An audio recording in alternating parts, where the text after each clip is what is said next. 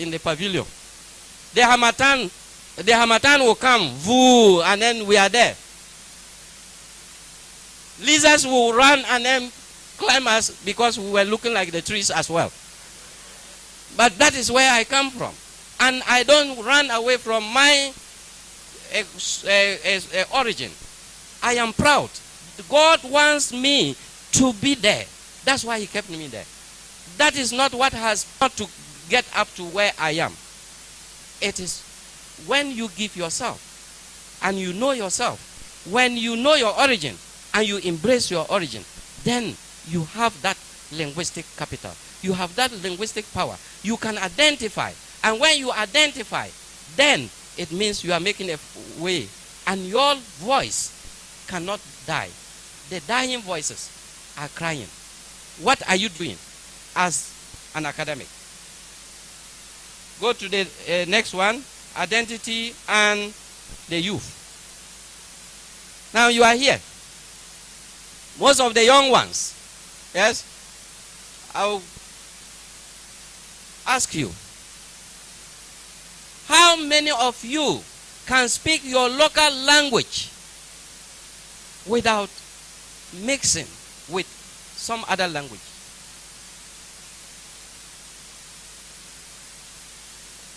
Just ask yourself. It means there is a problem. And leads us to where we have this code mixing, social media, and so on. So I'm being drawn, my attention is being drawn to the fact that I'm left with some dissent. Some of us, we are ashamed of identifying, but at least we should be able to identify. Let's go to the next slide. Education and language policy is bringing about the marginalization of our indigenous languages. So the colonial policy being carried down, when Nkrumah gained independence, what happened? That he did not at least make one of the Ghanaian languages another official language in addition to English. We carry on this, and then in that situation we are giving English some, you can see, it means there are things that are being used as hindrances, barriers that block our local languages from growing, from developing. Sometimes you even have a Ghanaian language material that is written, and if they have written it in Ghanaian language, but if you look at the introduction site, it is in English. You have exam questions, that tree or whatever language, but the instructions are given in English. It means there is something fundamentally wrong. So if that happens the case, this is where I said my come to fill in. So in filling in, I said some of the researchers have not looked at the psycho-linguistic impact of language lost. So when a language is lost, what happens to the individual? What happens to the community? What happens to the people? And that is what we have, cultural alienation. There is that cultural alienation. I would like to refer to one literature book, The White Man of God, by Kengo Jumba, or the literature people, if you can help pronounce it well, Kengo Jumba, The White Man of God. In that book I read, there is a point where a character or the narrator said, if you go and knock at the grave of a white man, and the white man raises the head and sees that it is a black face, don't you think that that person, that white man, will run away? You are aiming to be to be like the wise, and you are leaving your origin, you are leaving your ancestry. So that link with your ancestry, that link with your origin, it means you are running away. And that is the cultural alienation. Some of you, as they were dancing here, there was meaning attached. How many of you could interpret that dance? Then it means that there is that loss of oral tradition. There is disconnection from the others. That is where I think you can see the white man of God. I put the Kenjo Jumba. Right. Then the next slide. Intergenerational cultural transmission. How do we do that? It means, how do we bring that ethno-linguistic vitality into the system? And that is, these are the strategies. That is storytelling, proverbs, rituals, and then all these things. So when these things are lost, then what happens? What happens is what you can think of. It leads to weakening our indigenous languages. And then, at least, what I would like you people to do is, because of sake of time, I would like you people to now think of these areas as case studies or evidence. Urban family language. How many of you who have left your hometowns and you are here speak your local language to your children? Just think of it.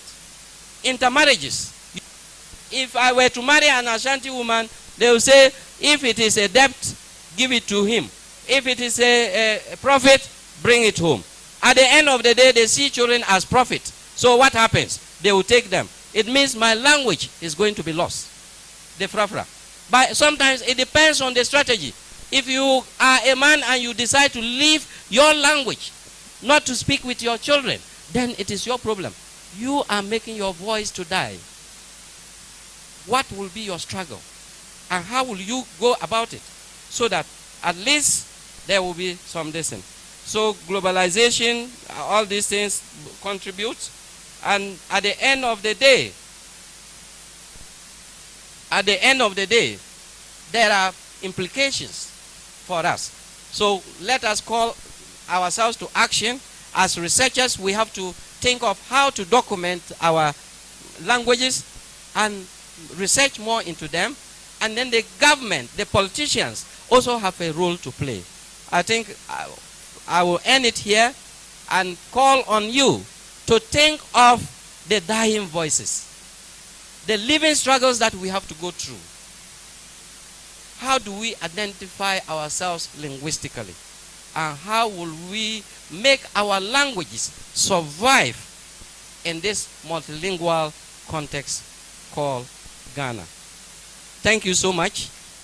Questions, if there are.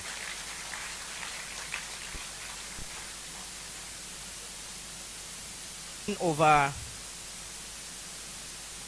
the presentation, you one way or the other find yourself amiss. Do you speak your local language with your siblings or even with your kids at home? Do you want to equate the speaking of English language to intelligence? These are some of the concerns being raised by the speaker. And I think going forward, just put down your questions. If you have questions, put them down, and we will be addressing them as we move on. Thank you very much, Dr. James Enso Adopa. We want to continue to acknowledge the presence Dr. Mutada Muaz, Arabic, for joining us, Arabic unit.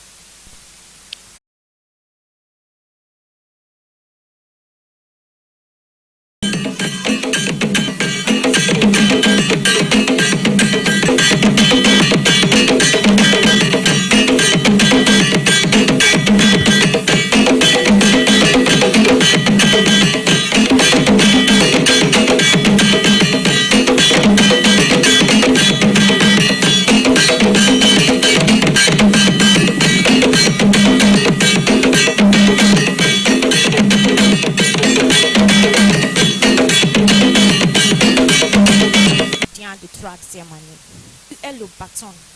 Perdu dans les profondeurs de l'ignorance, tu m'éclaires tel un punion. Lorsque la solitude me fait captive,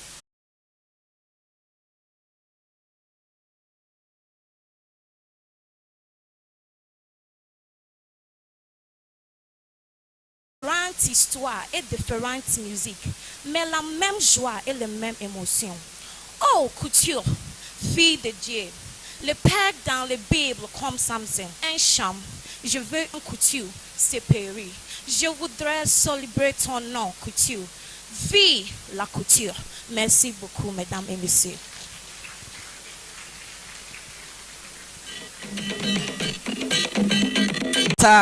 Barnabas Amanfo, thank you very much for being with us. They are with the Department of Interdisciplinary Studies.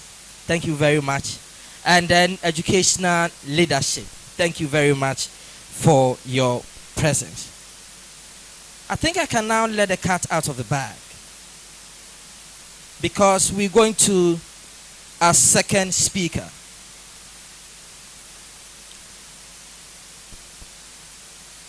Our second speaker will be bringing in the perspective of literature to sustaining our cultural heritage. We are privileged to have Dr. Georgina Gustafson Asamoah, Patricia Gustafson Asamoah. Now I'm saying we're keeping the name because the next speaker,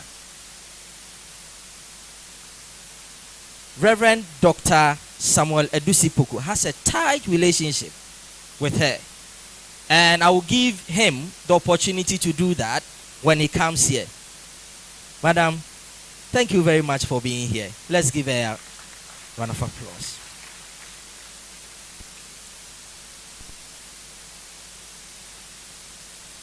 The next speaker will be giving us an expose, if I can put it that way, on the topic Blurred Lines, African Literature and the dilemma of representing evolving cultures. Dr. Samuel Edusipoku. Doc, we're ready for you.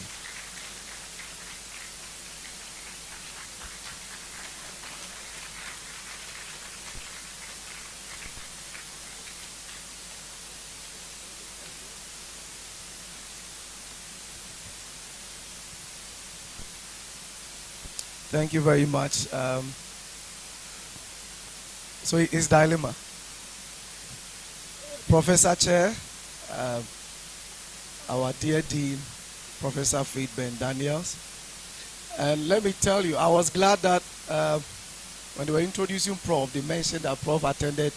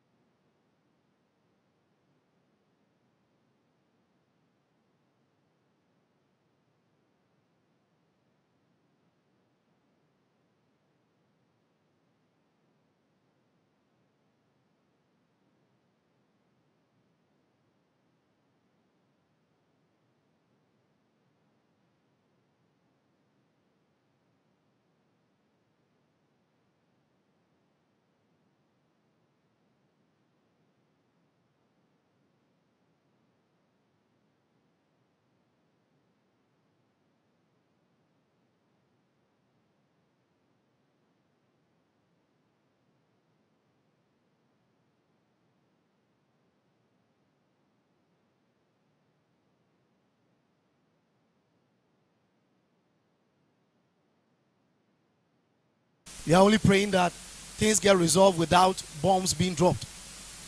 So that phase of writers also give way a bit. And we have what we call contemporary African literature. When now we have new themes, new voices, people are saying, okay, now we are speaking enough about the colonial masters. We are speaking enough about this corrupt leaders, disillusionment. One of my students asked, Doc, we've been writing about corruption now, but people are not changing.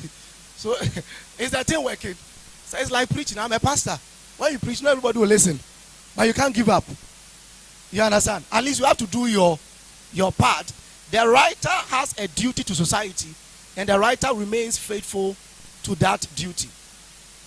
So we have African literature that moves beyond the nation state, colonial encounter as primary phrase.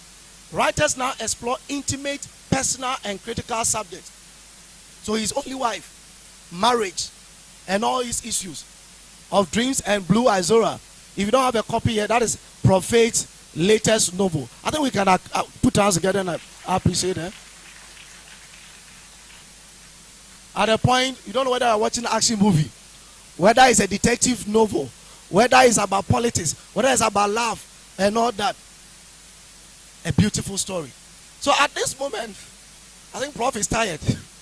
Prof is not going to write about Gettysburg or what are their names? Any white Europeans. It's about the realities that we are facing in contemporary times. That is why she will write about Mimosa, a story that takes inspiration from the collapse of the Malcolm building. Real issues happening in real time. African writers write about this. The secret lives of Baba Segi's wives. A man who thinks he's on top, not knowing he's impotent, and his wives have been playing him. So contemporary themes capture issues like women's empowerment and agency, marriage and relationships, impotence and sexuality, disability. Real issues happening to real people in society. Remember, we are so capturing what is happening in society, culture. Now writers engage with issues affecting the content, such as dictatorship, lingering effects of colonization, post-colonial nation-state, traumas of war, geopolitics, religion, gender, sexuality, migration, among others. The range of subjects now has expanded dramatically. And writers are looking at everything that happens to the African has become of interest. Now this is where the challenge is. I want you to pay attention. So we have traveled from before the colonial masters came, the colonial era, right after colonialism, and then after that to the contemporary. We have entered a new season. And if you are not aware, that's what I'm here to draw your attention to. Because our interest is to sustain our cultural heritage. But there's an issue, dilemma, representing evolving cultures, new ways of life, new ways of living as a result of globalization. Now, as African cultures evolve through globalization, migration, urbanization, and social change, the question, what remains African about the literature that represents us? Amilcar Cabral says that a profound analysis of cultural reality removes the supposition that there can be continental or racial cultures. This is because, listen carefully, as with history, culture develops in an uneven process at the level of a continent, a race, or even a society. So which this means that at the point you then get to control what you call your culture. It appears that in Africa, always things are happening to us, and then we need to find our feet. So there are some sides of contestation. First, issue of homosexuality.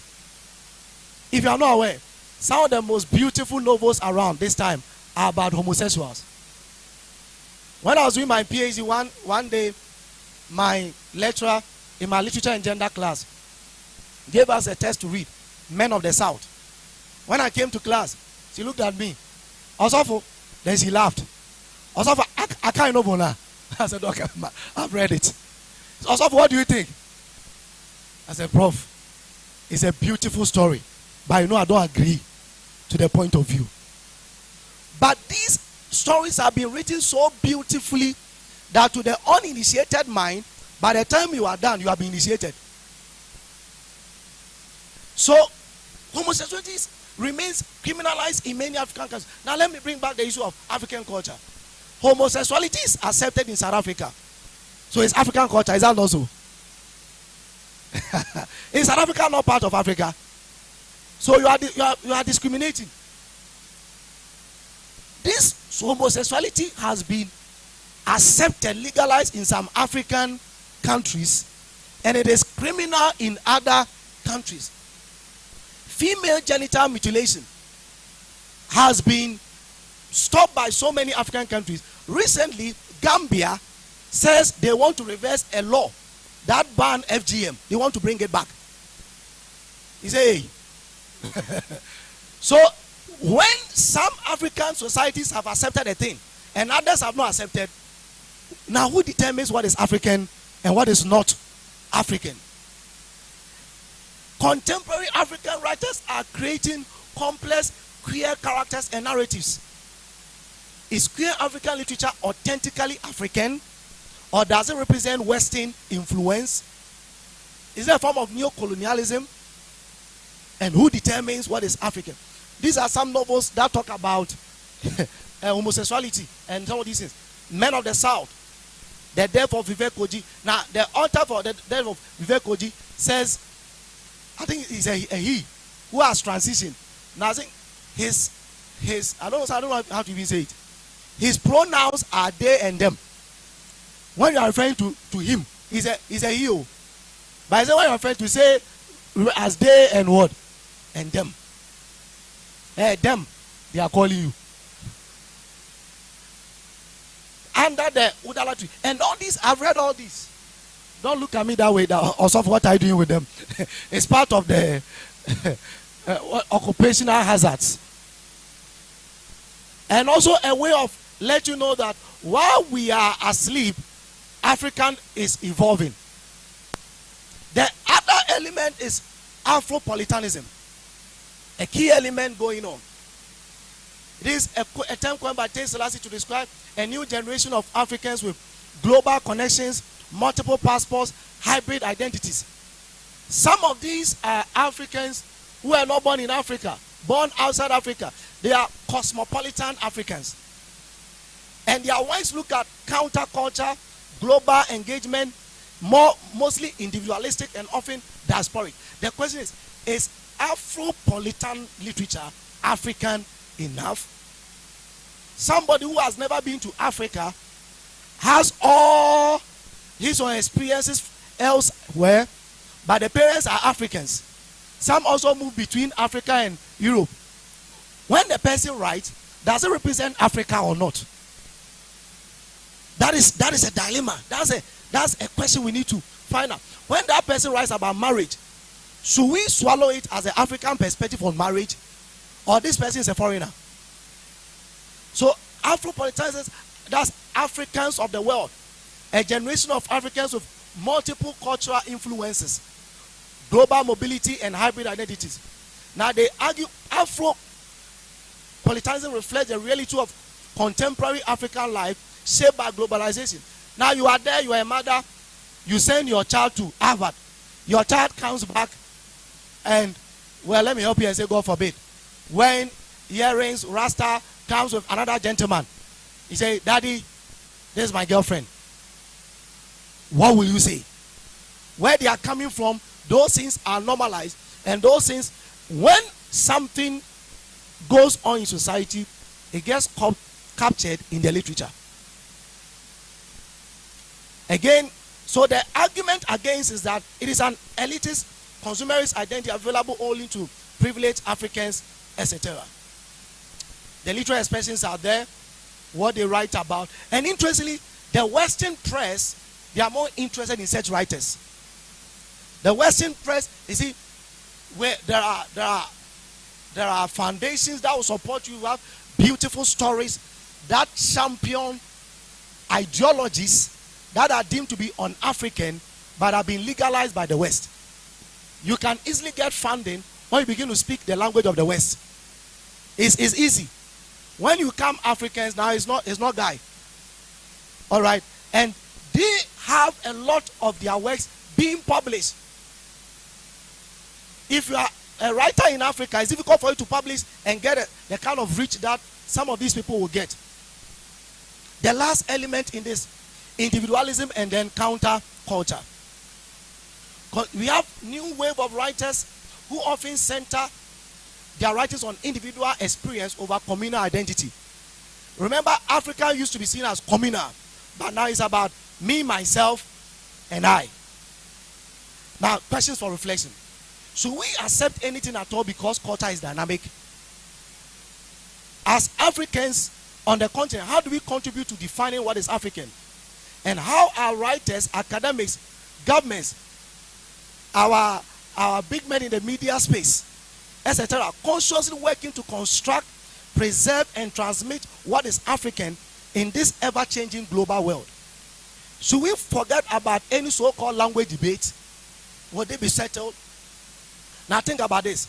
This is where the lines that bled. I'm wrapping up very soon. When a writer creates a queer character in a society that criminalizes homosexuality, is that writer representing evolving African culture or imposing Western values? When Afropolitan writer in London or New York writes about Lagos or Africa from memory and imagination, is that authentic or what? Mediated? Now navigating the blurred lines, a way forward. First, what do we do? For you as a reader and as a scholar, I think we must read wide. Know what is there. You see, you will be shocked that first you'll be there and the novel your child is using as prescribed text has gays and lesbian as the protagonist. You'll be shocked. We need to read wide, engage the writer from the continent and the diaspora, know what is going on. Second, we must patronize local publishing, the lives of our own prophet and others. We think that if the person from outside, the person's book is better. We don't patronize those who are in the tin, in the fire, and they know how the culture is. We don't want to listen to them. It's those who don't really and are writing with other influences that mostly we pay attention to. Again, as a reader and a scholar, we should be open, of course. Be open. That is why, even though I'm a lecturer, I'm a pastor, but I tell my students that I know how to discuss a text when it has homosexual characters.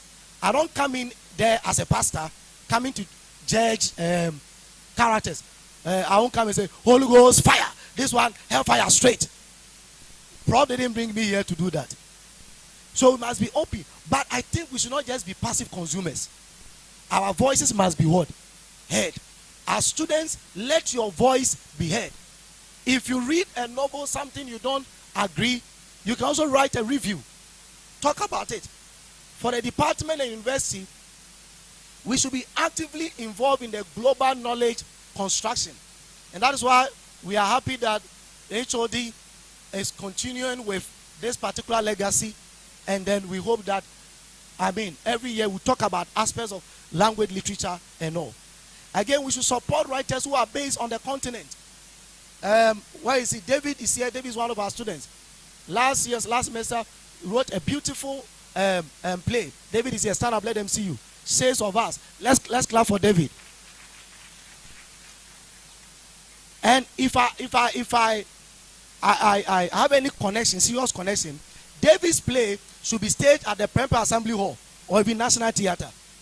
I'm telling you, a very beautiful play with relevant thematic concerns. Again, we should create literary spaces. And here we must again commend our HOD, Dr. Mutada, did a great job, and we are glad that Dr. Suman is continuing. Today, I know we are launching a creative guild or to harness these opportunities. Reading groups, writers, visits, creative writing programs, and others. I know Prophet is also very passionate about these things. We must encourage. Again, we must engage digital platforms. If you have not followed the department's online platform, follow. Let's be active. Let's share our views, our perspectives. And for writers and aspiring writers, first of all, know your tradition. Know what is African Read the writers who came before you from your specific culture and from across the continent. Know your tradition. Again, let your writings contribute to preserving and transmitting African values and cultures. Last year, when I finished teaching critical issues in African literature, level 300, one of the students, a lady, came to me how she wants to use these Edinkra symbols to write about Afro-futuristic novel. That is how we should be thinking. How we can take these oral traditions and then turn them to something that will be relevant in this time. It's a way of preserving culture and sustaining it. Again, experiment with language. Don't be afraid to mix English with Ghanaian languages, pidgin and other resources at your disposal. Sometimes these Nigerian novels, when you are reading a line or two, you don't understand, but it is there. Code switching, code missing. Bring your frafra, bring your tree, bring your eczema. It's part of, after all, you can even add a glossary, whatever. People will learn a word or two from your language. By so doing, you are ensuring in the sustenance and preservation of your culture. This one is very important. Don't just be a consumer of Western thoughts and ideologies. Shape culture. I think that as Africans, whether academic students and all that, we are sometimes too passive. Like everything from the West is good. And silently, colonialism, neo-colonialism in this season comes in the form of literature. If you are not aware, if anybody thinks literature is not relevant, then you are asleep but your legs are outside. What I will also go up and tell you. You have made a mistake. The Western world is pushing literature, pushing movies, songs. Until Elon Musk changed Twitter to X, we have what we call Twitter. Literature on Twitter. Now I don't know what we call it again. Twitter. Literature is thriving. Literature is being used to shape the mindsets of people. Literature is being used to shape how not only Africa but the world will look like in the years to come. The lines are blurred. Sometimes we don't know what is African, what is not African. But I believe that our communities, our ethnic groups, our ancestors, growing up, I'm called Edusipoku. And at the time we had Edusipoku. So I was forced to learn to live up to the expectation of my name, Edusipoku.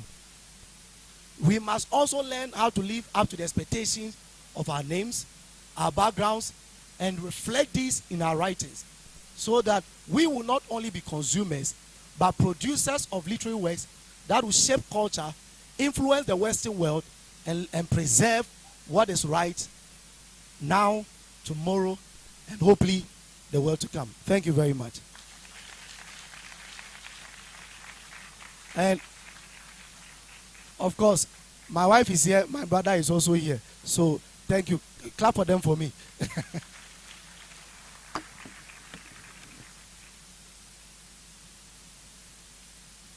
Reverend Dr. Samuel Edusipoku. Now, this presentation has been an eye-opener.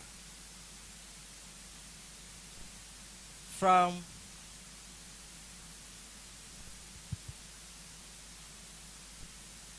the perspective of language through to the perspective of literature, we shaping our culture. We trying to sustain the culture. And we must really appreciate these presenters. Let's give them a round of applause. Thank you very much, Doc, for this expose. This is Ghana Month, and we're sustaining our culture through language and literature. Gloria Chewa, spoken word. The first one was in French. We had opportunity to have an interpretation, and I say that it was taken away from me. That is fine. Gloria.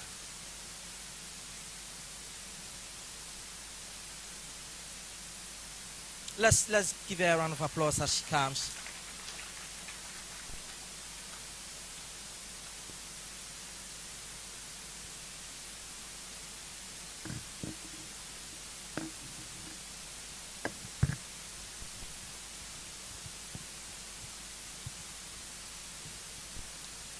Je me nomme Ejay Gloria Chua. Je suis en troisième année. Je vous présente une autre poème titrée Afrique, mon Afrique, par M. David Diop. Afrique, mon Afrique. Afrique des fillets guerrées dans le savane ancestral. Afrique que chante ma grand-mère. Au bord de son fleuve lointain, je ne t'ai jamais connu, mais mon regard est plein de ton sang. Ton beau sang noir à travers les champs répandus. Le sang de ta sueur, la sueur de le travail de l'esclavage de tes enfants.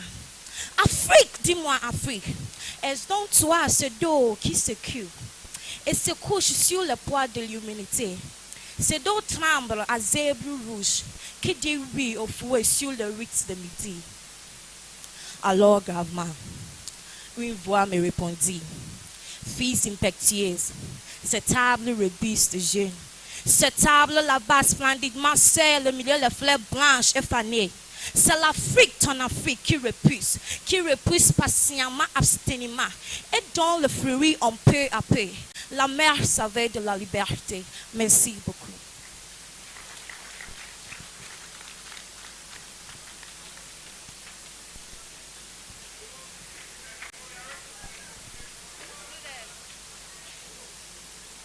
Okay. Oh, you want me to do the interpretation? Very well, very well. In any case, this is Africa, My Africa by David Diop. Those of us in English, go and read that poem. Thank you. It's about Africa, My Africa, the poem written by David Diop. He speaks to Africa with love and pain. He remembers its proud past, but also its suffering through slavery and colonialism. Although Africa has been oppressed, the poet compares it to a strong young tree that is growing again. The poem ends with hope that Africa will rise and gain freedom. Thank you. Thank you very much.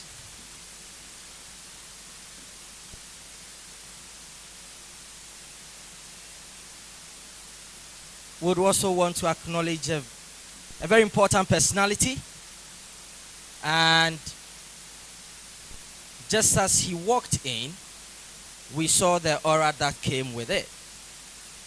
Ladies and gentlemen, want to acknowledge the presence of Dr. King Luther Edinkra.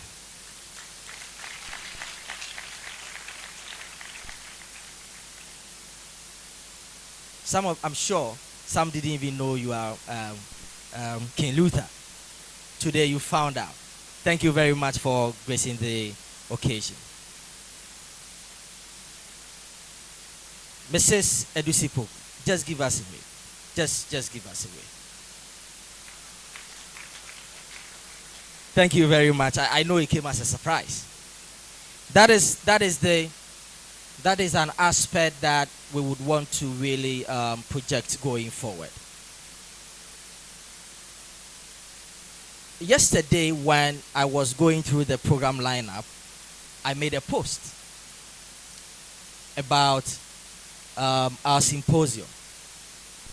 I said that this program is going to give us the interplay between language and literature, as well as the varieties, if any, in how we sustaining our cultural heritage.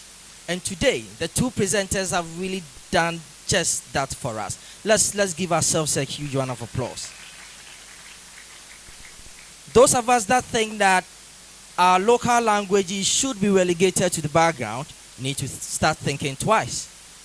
Those of us that think that our culture is nothing to go about should also start thinking twice.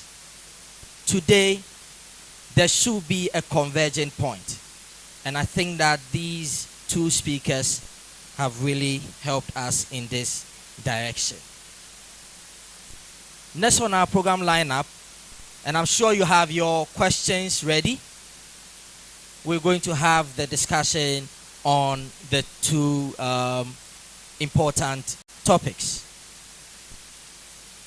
We have 20 minutes to do that, so please get ready. If you have your question, just raise up your hand.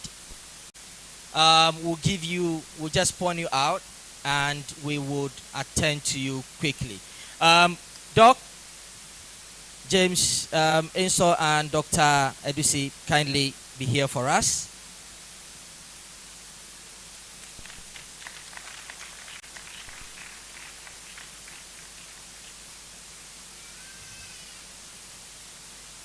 I would want to acknowledge the presence of a brother. This is kind of personal anyway.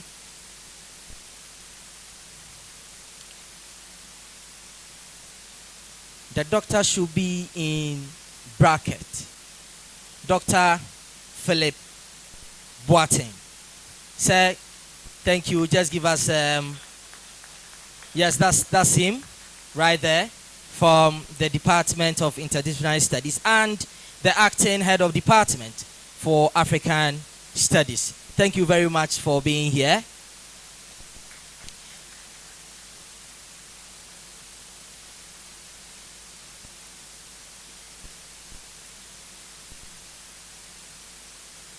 All right, so we have a question from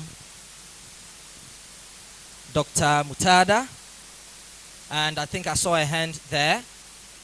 1, 2, 3. Can you move into the aisle for us so that we can get the microphones to you? Thank you. Okay. Thank you very much. I'm really amazed with the two presentations and the way they interconnect. Mine may not be necessarily a question, but rather a little comment. I will start with what Dr. Adokpa presented. In fact, very comprehensive presentation. I am currently working on something similar that has to do with language planning, language policy and planning. You see, in Ghanaian context, when you try to take the language policy and planning factor to address some languages, you will find that the issue is quite elusive. Take Ga, for example.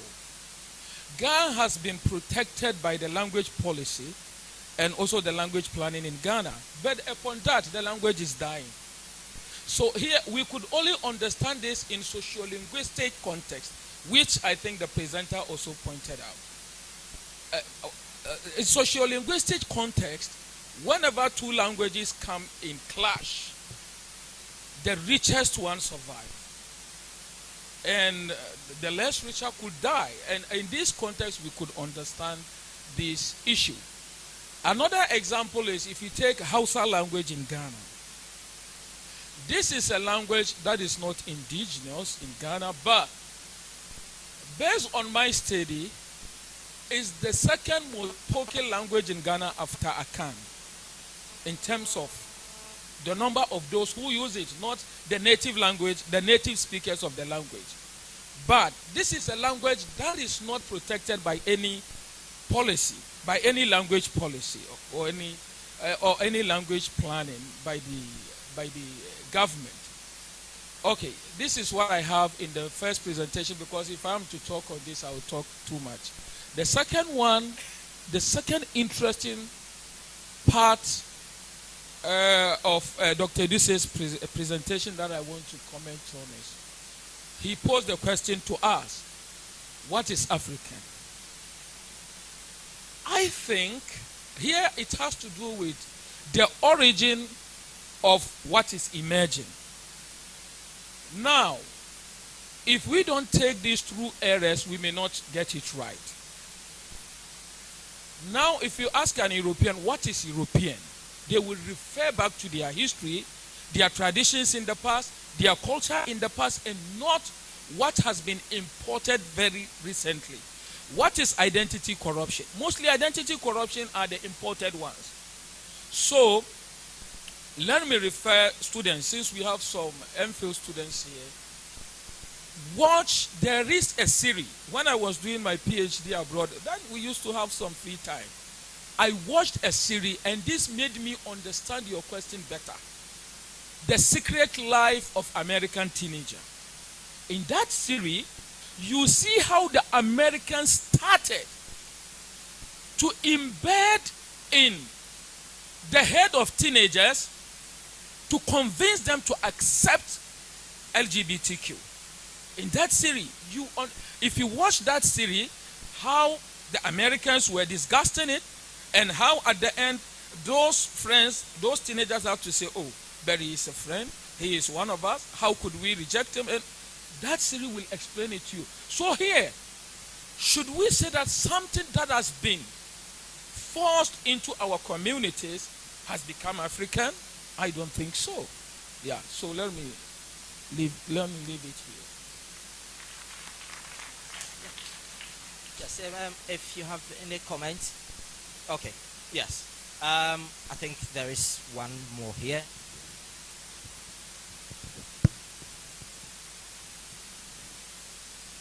Thank you very much. I'm Gordon Jessieboa, an MPhil English student. My concerns are listening to both speakers. We can see that English will continue to be robust and living, even in the next generations upon generations. Why? Because English is embracing from all other languages.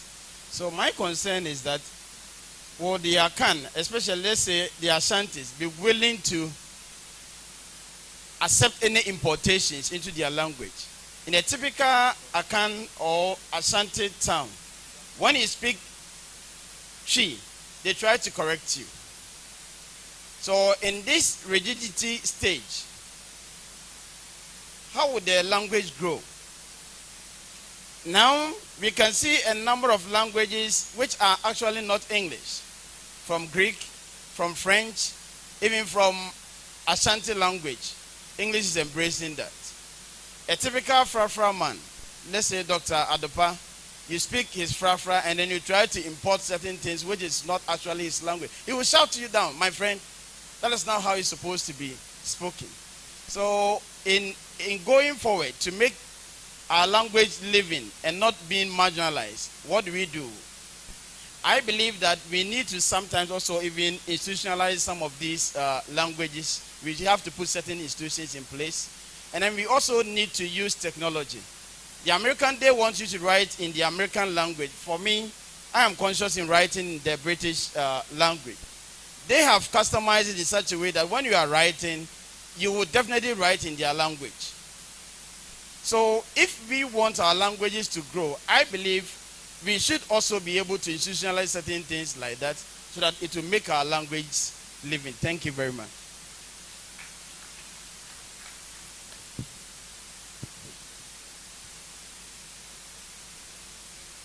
Thank you for the opportunity.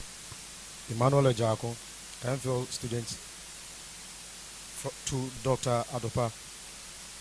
How do we as educators and researchers influence the continuity of our various indigenous languages, even in the face of the challenges that you enumerated? Thank you. Thank you. If you listen to the last part of my presentation, I said as researchers, we should go into documentation of our languages. The media, that's our TV stations, our radio stations, even the social media. You will notice that at least there are ways of revitalizing those languages. And that is where our ethno-linguistic vitality comes in. I told you. So our storytellings, can we get back there? Our proverbs with rich meaning, can we document those ones? All these things are ways of doing it. I think the Frafra or the Grini language has possibly tried to survive.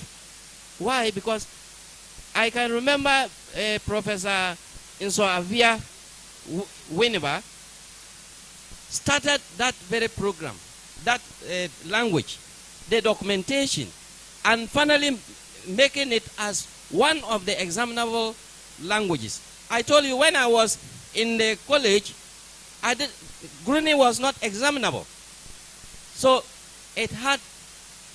there was some headache for me. I had to make the Chui teacher my best friend, Mr. Kuran, wherever he is, may God bless him. And I had to just find a way out. But if you are, and Professor Avia Inso did French at the first degree and think even so on. And finally, this, our social, applied linguistics, that made him to have that laugh and said, no, my native language cannot die. So as an educator, as a researcher, what role will you play? That question that you have asked me, I give it back to each and every one of us here. What role can you play as an educated Ghanaian, proud of your origin? Thank you. I know a gentleman, Dr. Samuel Owahine Echampo. He's a lecturer, Winneba. And he's into language like you. And he has continued, now he has his PhD, he's a lecturer. And they are running, if I get it wrong, you help me. I say Lake Pan. This language called Lake Pan or, yeah. So, yes. His father is a conqueror. All right. And he has continued in that line. He has now joined Winneba, the department, and they are running that program. So you see, wherever there's a challenge, there's also an opportunity. Especially for students who are from at-risk languages. Your languages are a bit endangered. When it comes to oral literature, you have a lot more than those of us who speak Twi. Because people have worked on Akan Twi. You can decide to specialize in that area. You will save your people, you will save the language, and you will get a job. Thank you very much. Let's speak just quickly, all right, so that we can have others also answer. All right, Doc. Thanks for the presentation. Mine is for Dr. Dusi. So looking at Chimamanda's Americana, the protagonist in the test, Ifemelu, used blogging as a way to discuss the African identity. Now, the current generation is shifting from reading normal text to podcasting and then blogging. So my question is, how does this narrative method help preserve and communicate cultural experiences that might otherwise be misunderstood? Thank you. Whether we like it or not, we need to meet, we are all young people. We must meet young people where they are. And one of the places is the media space. I think my last point had to do that. Okay. I remember last year when I taught African oral literature, there was one lady.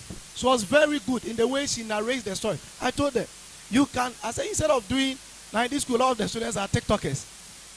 Instead of just saying that, hello, now we have closed from lectures, I'm going home, I'm going to eat gobe. Why don't you use that one to rather talk about your folk tales from your area? I told them, you are a student of English or Arabic, whatever. What about you having a social media page where you say, learning account folk tales with Miss Jima?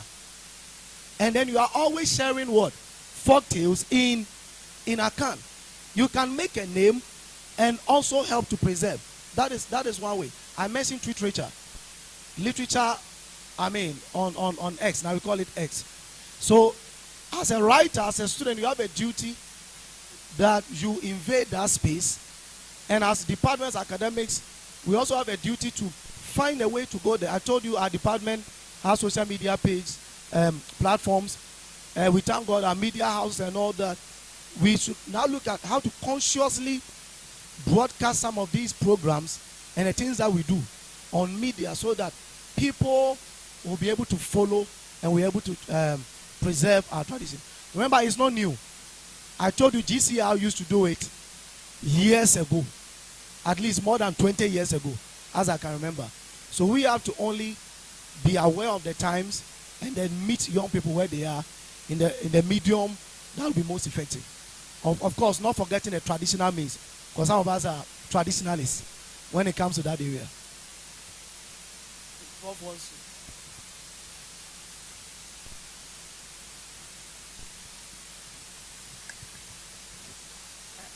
Thank you very much, Dr. Inso and Dr. Egusi. When I was listening to Dr. Inso, Doc, you kept mentioning what government must do. What government must do. Yes. And then just now you shared a testimony back in school. And then it came to my mind that how many of us have learned our indigenous languages to a postdoctoral level? How many of us? In as much as we want our languages to travel, we need to understand that we need to be dedicated to transporting the language ourselves. We could take our department for an example. How many students have we admitted onto the English program? How many students have we admitted onto the Akan program? How many students have we admitted onto the French program and the Arabic program? The interest is more in what? In the English language program. It carries the biggest number of students. It means that there is something wrong somewhere. We cannot also deny the over-gentrification of our communities. At first, gentrification was going on in Accra. Now, that same spirit of gentrification has equally arrived in Kumasi as well. So you walk on the street, you see everybody speaking English to their children. And I just don't understand it. I had a problem with my family speaking English, Twi to my daughter for the first 4 years of her life. Not a word of English, Twi. And they'll go like, Professor Pan or Bante Brofo. It wasn't easy. But now I am seeing the fruits because in school she's doing so well. Why? Because she understands what is being taught. No matter how complex it is, she understands because she has the root of her mother tongue, her indigenous tongue, and she explains things for herself from there. And interestingly too, she's the best when it comes to the English language as well. She can read so well. But then there is a problem now. Now I speak the Twi to her. She responds in English. Teacher says, don't speak that language. There is the ducks there as well. And that's where the problem is coming from. And I want us to understand that when it comes to Twi, what has helped it travel so far is not because of the number of people speaking it, but because social linguistics played in our favor. And I'll switch to Twi.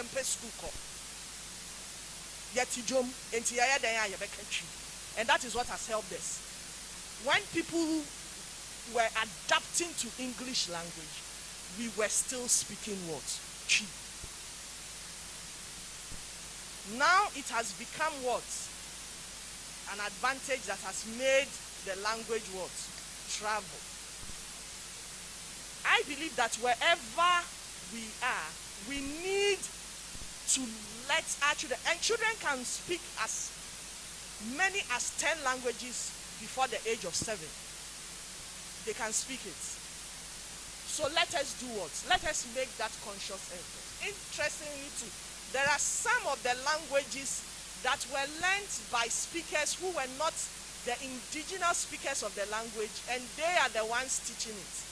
When they went on retirement, those languages began to what? Drop. Because even the indigenous speakers did not carry the language on to study it and to what? To teach it. Thank you. Yes, I just want to add to what Prof has just said. And to encourage let me stand up, to encourage our students, language students.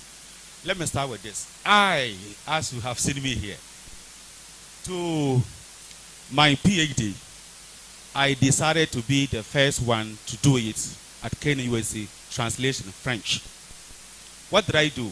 I decided to veer into translating Dagare poems into French, because English French has become so monotonous that nobody likes it again. And when I did that, I have my other colleagues who are doing it from Twi to French, and then from Eve to French, and all that. And now, the one that speaks proper English is the Ghanaian language teacher that you look at and you laugh at. Let me tell you, if we want proper English speakers, the Ghanaian language teacher that you look at, don't go there. Just don't try. For their language is with them. And again, with their culture, it comes in there. It comes in there. Now, how you are able to explain, now when you say something in Twi, and you are able to translate that into proper English, that is where people fear you. Because it means you are intellectually able. You are very powerful. Why? Because you have 2 languages and 2 cultures in play. So you are able to interact anywhere, you are able to stand anywhere and do anything. So I encourage you. So for us to be able to make sure, like you were saying, when you want to do any of, to go into research, then the thematic structures that we are analyzing, you should look at the Twi one or the Ghanaian language one, then you go into English and analyze it over there to show the differences that come with that. Now, what Roger said, look, in St. John Bosco Training College, I realized that the people, the teachers over there, the lecturers over there they have analyzed a lot of Dagari proverbs. In fact, I'm using them as my literary review, where some of them do not, in fact, they are not native speakers of the language. And they are teaching that. They are teaching that. Meaning, when you are teaching that, what are you doing? You are teaching the culture and the language of the people. When you teach Ghanaian language, what it means is that you are teaching their culture and therefore their language. And the two are always intrinsically linked. You can't talk about the language without culture. So please be encouraged, get into that and do it. Don't be ashamed. In Parliament, if you remember, the late Muntala, when he was there, whenever he is on TV talking, you see that the guy is very intelligent. He is able to bring their proverbs and translate them into English. And now you see the speaker. The speaker, anytime you say, you bring any English word, Twi word, and you don't translate, then they tell you that, oh, please, unravel. You did not translate that into English. Do that. So please be encouraged. It tells you that, yes, we have something. Thank you very much. Thank you very much. We'll pick 3 more comments. All right. Thank you. I think that today we are happy because we are talking about language. And all of you, or every one of us here is happy. I'm speaking because now I'm heading the African Center for African Studies. Now in this country, we have a language policy. That is the medium of instruction. We are to use Ghanaian language as a medium of instruction at the early grade from KG to class 3. English is a subject of study. Then, from upper primary up to the university, English becomes the medium of instruction, and Ghanaian language is the subject of study. Now, all of us here in our schools, is that what we see? We see the rivers, English throughout. Every one of us wants his or her child to rattle in English. And then we are despising our own local languages. So when you were clapping, I was coming. That's why I rushed here. I was driving. So I wanted to find out why you were clapping. Meanwhile, you are doing the reverse. So I think that as teachers, it begins with us. That we should start teaching our children or communicating with our children in the local languages. When they get to school, let's also make sure that as teachers, we use the local language. Even though I have problems with the policy, but I still support the policy because of the collective good for all of us. So please, let us not just come here and clap, but as we go, let's do what is expected of us so that our children will learn our local languages, so that our local languages will not die out. Thank you. All right. Okay, Doc, a little cheaper. What you said, it has to do with our language policy. You see, our language policy is hypocrite. Yeah, that's why it is not working. When you said that the kid needs English, needs to pass English, very good pass in English, for him to be able to do those hot, what we call hot programs. Yeah, and you see, how can he all of a sudden become fluent in English? It starts from his childhood. So now, most of the intellectuals, most of the educated people, they speak English with their kids at home. Yeah, they think without that they cannot make it. Let me give example of my boy. He is very good, very good. But sometimes he can ask me some basic English because I don't speak English with him at home. I dearly speak English. So sometimes he asks me, I say, hey, you are such good, but then these are basic English things you don't know. And I'm shocked. So in this case, sometimes once I became afraid and I told the mother that we should start speaking English with them at home. Yes, so the language policy is hypocrite. We need to review it. If not, it won't work. And you see, you are right. Even at that level, if I want to ask you, how many writers of even tree literature do you know? Any tree novel you know, mention the title. How many? So it comes back to, we say we are teaching from whatever to lower primary. How many tests are in? You see, so I think too that's what we're talking about, language and literature and preservation of culture and all these things. If we are not able to push and do the right things, then like Doc is saying, we'll just be playing games. But I see when you talk about this in the political field, if you don't take care, you feel like we are so helpless. We are not helpless. Let's also look at what we can do. You are studying Akan. You are studying tree. Start doing something with what you are studying. All right? If you can write in tree, write it. And then when you look at even literature, what sometimes makes the Nigerians, their works, look so rich and all that, the use of proverbs, the use of these oral traditions. When you even talk about their movies, Edochi has a proverb for every. If he's about to kill you, there's a proverb. If he likes you, there's a. And it helps you to enjoy. So we must consciously, while we hope that the politicians will do the right thing, as academics and as students, we should also look at what we can do So it doesn't become just a matter of talking and giving up. That's also my part. Right. I think all that we have said, both of us touch on it in our presentation. The language debate. The medium of instruction can be equated to that of the language debate. The medium of instruction can equally be seen in the theories that I showed. Linguistic capital brings about the language hierarchies.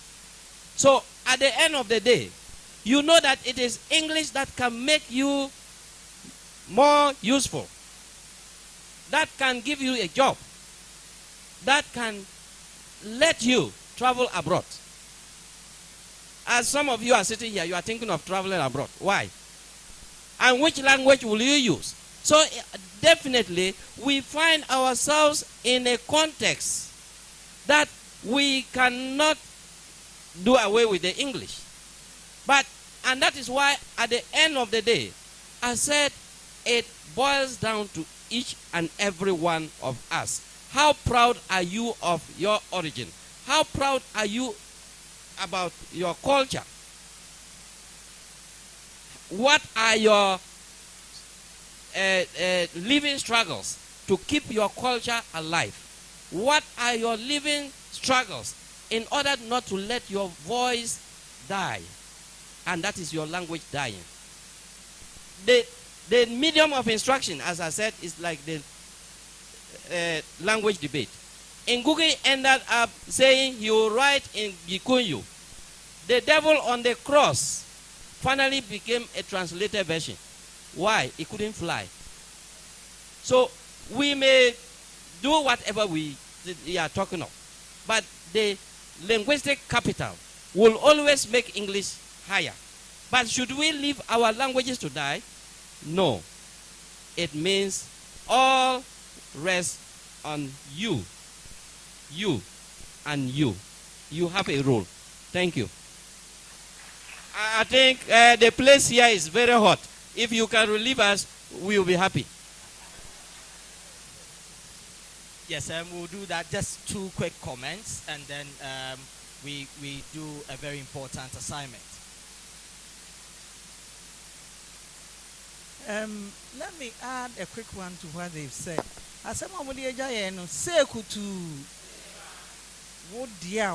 What you can also do. You know what I had did? So I keep my akan or my Asante tree vibrant in me. I bought a tree Bible. And I bought the study book for my church. I bought the tree version. And I always use that one. I don't use it. And I don't go to the English class in my church. I go to the tree class. So that I keep on having my English with me. Don't forget that language is the vehicle of thought. Madam said this to me. When you dream, you don't dream in English. You dream in your language. For your living dreams to come true, you have to start dreaming in your L1. Then they will come true. Thank you. Yeah.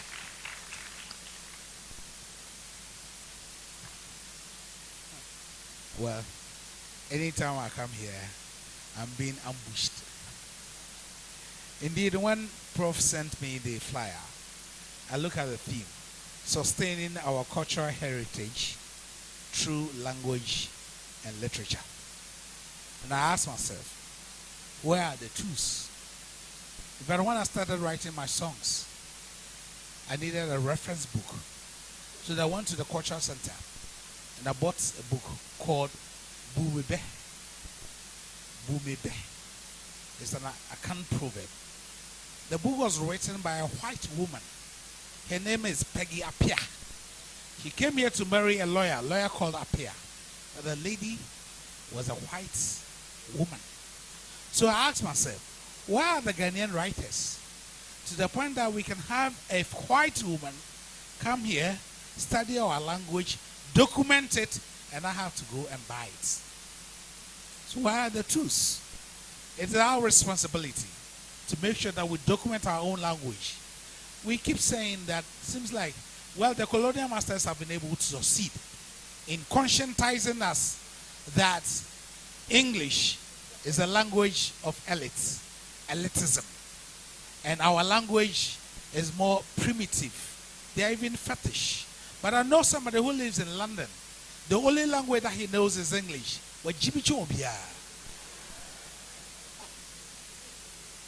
Okay? So as Doctor said, language is just a tool. It's just a vehicle, a vessel through which you can transmit your knowledge. So let's keep speaking our own language. It helps. Thank you so much. Thank you very much.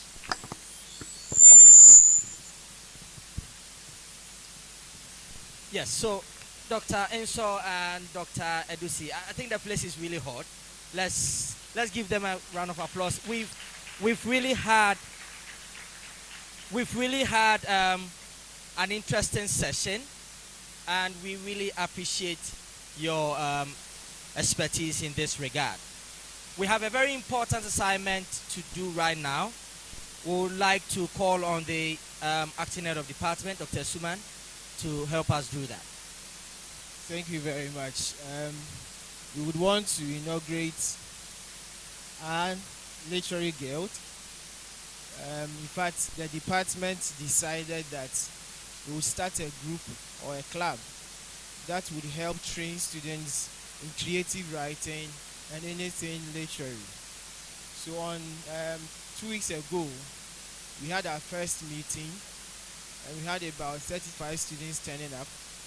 And today we decided that we inaugurate this particular guild so that anybody who is interested in joining could see the acting executives and write his or her name. And on the 20th of March, we are joining other students from other institutions in Kumasi at KNUST to participate in creative meets. So if you are also interested, you can also be at KNUST on 20th of March.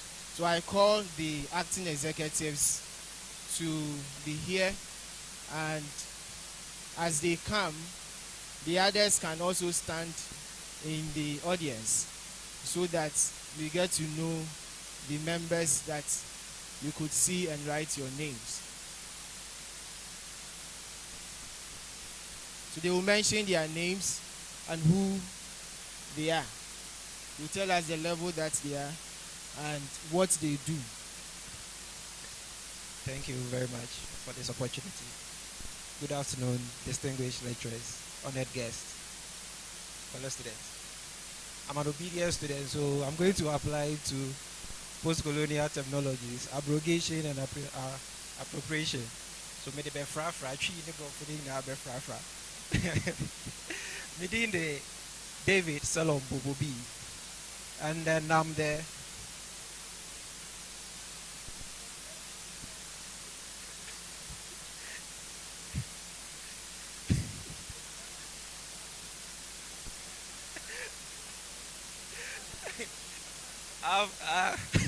Thank you, Prof. Mayra Mechi, I've lost my roots. My name is Salom, but unfortunately, I can't speak.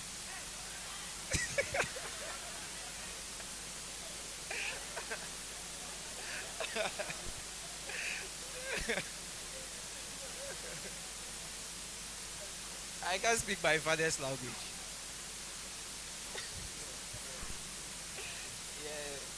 It's unfortunate. So forgive me, bro. I'm the president of the Literary Guild, and we are here to invite every student who has the spark of creativity within them to join us so that together we can leave a legacy on campus. Many students have stories, ideas, and creative thoughts within them, but often these ideas remain silent because we have no space to to express them, to showcase them. The club is meant for this purpose. So please, if you have interest in any of the creative writing, genre, please come and join us so that together we can write, we can perform, we can create. Okay? All right. So we are inviting all of you. Please come and write your name with us. All right. All right, so I'm Ahli Samuel Kwesi. I'm the acting secretary of the Literary Guild. I'm in level 300 English department. And as he said, you don't have to be a proficient writer or a creative person in that sense to join the club. Our work is to train and then get that skill. So if you are just interested, please, we are welcoming you to come and join us so that we can document, as we have just learned, our resilience in Africa. Thank you.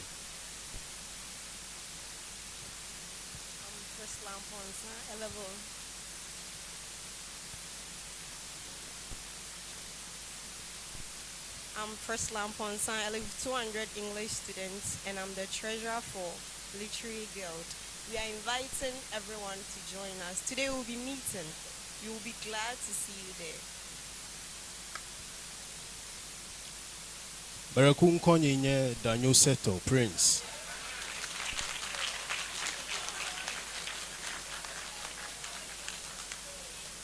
Anyenye program coordinator na miafe grupa. Bele miakpe mbe miava. Miava srong cho ngongolong.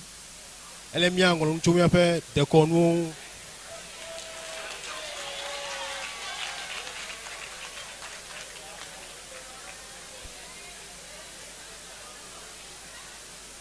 Tami vane mi asronu cho ale mi angolon cho mi afe dekonu benana amebubu ha okwe a wa asron cho me akpena mi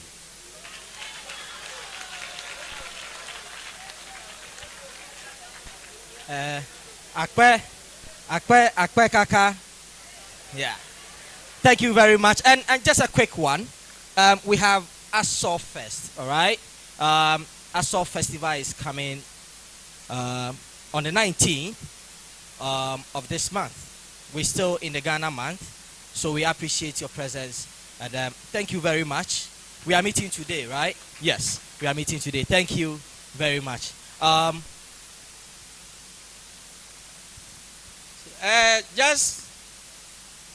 It appears the explanation is not so much elaborative or expanded for others to know. It is about talent creation. Some of you might think it's about just writing. If you look at the level 300, when I taught them statistics, we did some creation of advertisements. I gave at least 2 of the drives to the HOD so that if we had time, we could see how creative that is. Some of you are interested in music. Some of you are interested in acting. All these are part of it. I just want to say I am willing and very passionate to be part of it. I will see to that talent creation in other areas than creative writing only. Thank you. Thank you very much. This is the 2nd annual symposium of the Department of Languages Education. Ladies and gentlemen, we want to thank you so much for being here. We take the closing remarks from the chairperson. Prof.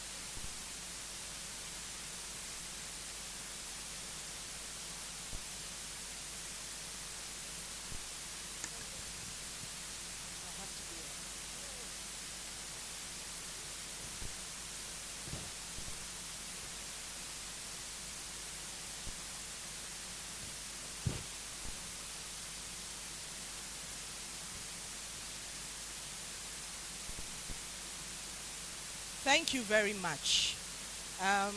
Thank you, Dr. James Unso, and thank you, Pastor Dr. Samuel Edusi.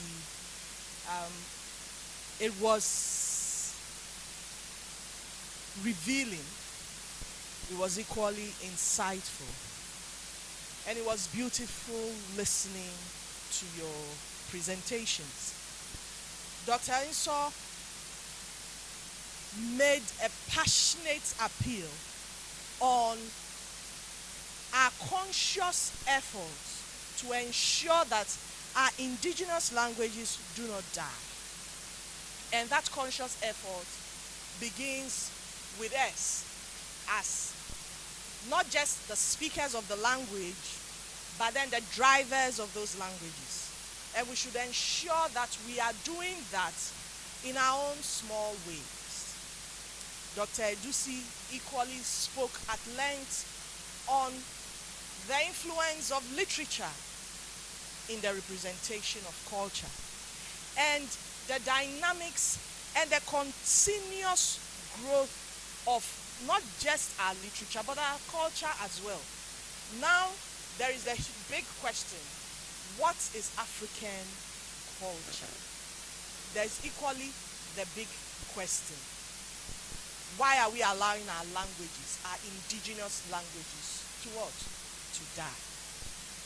Thank you very much.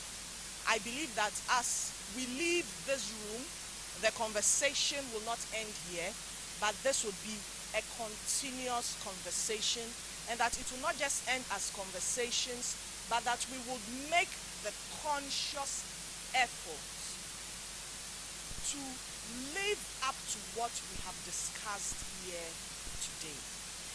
Thank you for being here. Thank you for your participation. And a big thanks once more to Dr. Edusi and Dr. Inso. Thank you very much.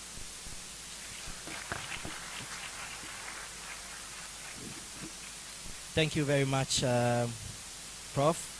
We really appreciate your presence here for this important occasion. We also want to acknowledge our media partners. We have Mind FM, we have SG as well, we have Love FM 99.5, we have Max TV, and we privileged to have the manager of Akoma FM, Mr. Nana Osei Asari. Please, sir. Thank you for coming.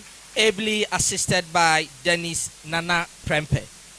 Thank you very much for coming. We really appreciate your presence. We have another important announcement. This session is almost through. We have the second session, and we will entreat students to really participate. There is going to be panel discussions on two major issues, all on sustaining our cultural heritage through language and culture. So we will have a brief recess, 30 minutes, then we come back for the second session. Thank you very much. We would call on Dr. Mutada. All right, so we vote of thanks. Dr. Inso's comment is pushing me out. The place is warm.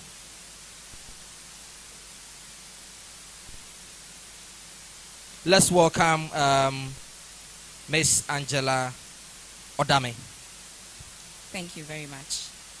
In fact, today's presentations have been very inspiring. I shouldn't have said anything else, but I want to advertise my local tongue or my native tongue. I'm an Ekriapem, and I speak Ekri. Maybe Akenepe means I greet you all. I'm inspired to advertise my mother tongue. Thank you. So, good afternoon, distinguished guests, respected faculty members, dear students and participants.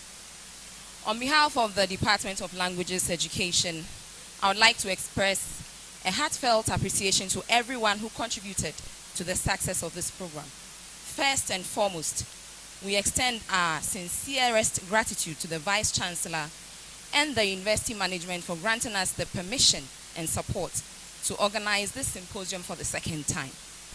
We are deeply thankful to the Dean of our faculty, Professor Faith Ben Daniels, who also graciously chaired this year's event, as well as to our Head of Department, Dr. Jonathan Esuman, for their unwavering support and guidance throughout the planning and organization of the symposium. We are deeply thankful to the Dean of our faculty, Professor Faith Ben Daniels. Our most profound appreciation also goes to our distinguished keynote speakers, Dr. James Enso Adokpa and Dr. Samuel Edusipoku. Your presentations have truly enriched our understanding and inspired meaningful discussions. To our presenters and panelists, we say thank you for sharing valuable knowledge, research insights, and experiences with us. Your dedication to academic inquiry and knowledge sharing is what made the symposium both productive and enlightening. We would also like to acknowledge the efforts of the organizing committee for working tirelessly behind the scenes to make this event possible. Your commitment and teamwork ensured the smooth running of today's program. Our deepest gratitude goes to our technical and media partners, the Directorate of Public Affairs, the IT unit, the photo unit, Mind FM, Lab FM, Inshira FM, and Akuma FM. Your support and coverage have played a vital role in making this event a great success.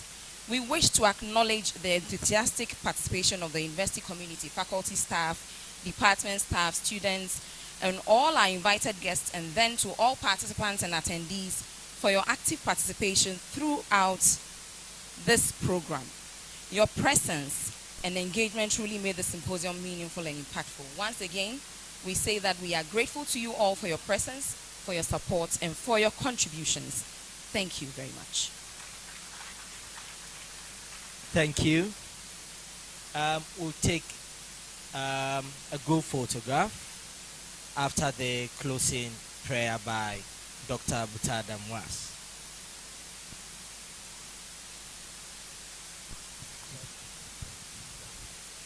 So we thank the Almighty for this successful session, and we continue to pray to Him for us to have a very successful second session.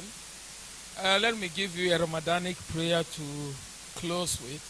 Bismillahir Rahmanir Rahim. Alhamdulillahi Rabbil Alameen. Ar-Rahmanir Rahim. Maliki Yawmiddin. Iyyaka na'budu wa iyyaka nasta'in. Ihdina as-sirata al-mustaqim. Sirata alladhina an'amta alayhim. غير المغضوب عليهم ولا الضالين. Amin. Aktabe. Thank you very much. So we break for the session, but we take the photograph. All right. Faculty and invited guests. We first have us here, then we stand here while all of us will stand, and then we take that one as well.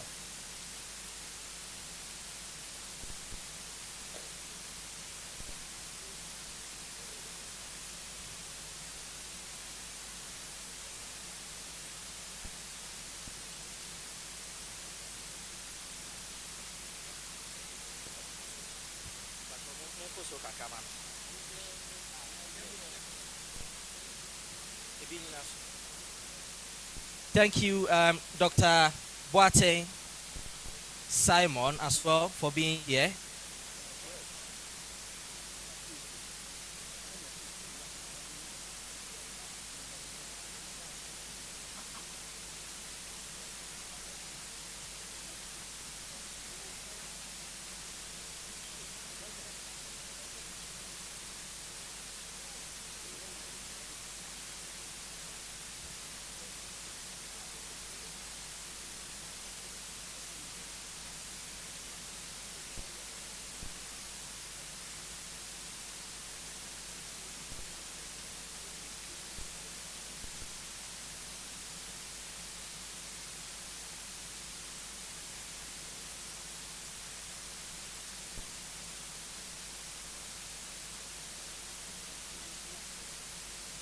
So let's all be upstanding quickly while we take that group photograph with you. Okay, those here, kindly just bridge the gap. Bridge the gap a little bit.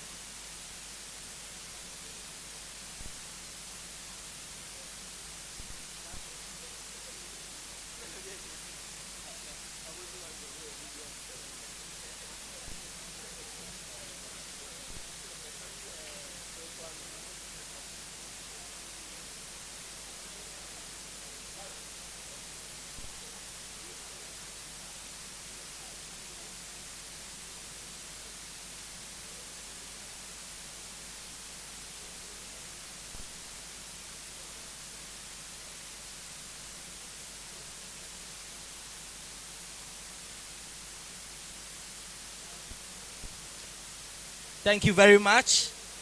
We have 30 minutes recess.